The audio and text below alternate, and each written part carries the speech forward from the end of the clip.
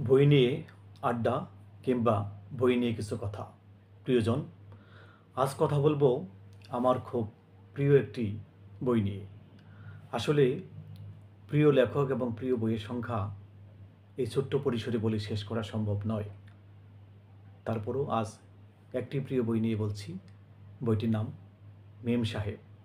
লেখকের নাম নিমাই ভট্টাচার্য। নিমাই ভট্টাচার্য ওপার বাংলা লেখক।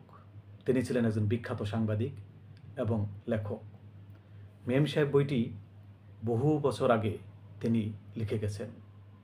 ওপার বাংলায় যেরকম জনপ্রিয়, বাংলাদেশেও এই বইটি প্রেমের বই হিসেবে, ভালোবাসার বই হিসেবে ব্যাপকভাবে জনপ্রিয়। মেম সাহেব আমি একবার নয়, একাধিকবার পড়েছি। আমি জানি বাংলাদেশের অসংখ্য পাঠক মেম সাহেব পড়েছেন। সেই মেম সাহেবের দোলা বৌদি কিংবা মেম সাহেবের বাচ্চু ক্যারেক্টার আজও আমার মনে পড়ে, হৃদয়ে দাগ কেটে গেছে কিংবা আমাকে স্পর্শ করে গেছে গভীরভাবে। মেম সাহেব পড়ে চোখের জল ফেলেননি বা মেম সাহেব পড়ে গল্পের নায়ক নায়িকা কিংবা লেখককে গভীরভাবে অনুভব করেননি, এরকম পাঠকের সংখ্যা কম আছে।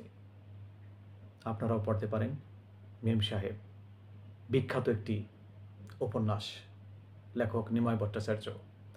এবং একটুকু বলে রাখি, মেম সাহেব এই উপন্যাস অবলম্বনে ওপার বাংলায় সিনেমা নির্মিত হয়েছে, যেখানে উত্তম কুমার অভিনয় করেছেন। সেই মেম সাহেব সিনেমাটিও অল্প কয়েকদিন আগে আমি দেখেছি। কাজেই আসুন আমরা মেম সাহেব বইটি পড়ি এবং জানি লেখক সম্পর্কে এবং এই সুন্দর বইটি সম্পর্কে। সবাইকে ধন্যবাদ।